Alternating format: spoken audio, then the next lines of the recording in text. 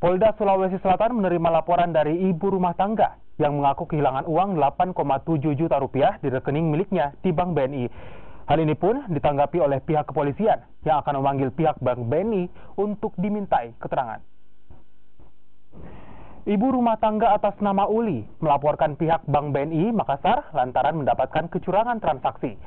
Ia mengaku telah kehilangan tabungan sebanyak 8,7 juta rupiah.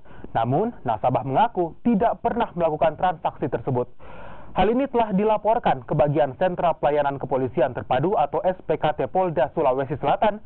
Terkait laporan salah satu nasabah ini, pihak kepolisian Polda Sulawesi Selatan akan melakukan pemanggilan dan memeriksa pihak Bank BNI yang diduga merugikan nasabahnya. Pihak Bank BNI Makassar belum bisa dimintai keterangan terkait hal tersebut. Dari pihak bank sendiri pun belum ada komentar, karena laporan juga baru kemarin. Jadi kita akan segera melakukan pemeriksaan dan juga akan melihat juga dokumen-dokumen yang dimiliki ibu tersebut. Apakah benar bahwa uangnya ditransfer ke salah satu orang tanpa sepengetahuan dia. Nah, ini perlu kita lacak apa betul ya telah terjadi penyalahgunaan ataukah mungkin ada orang lain yang menyalahgunakan tersebut.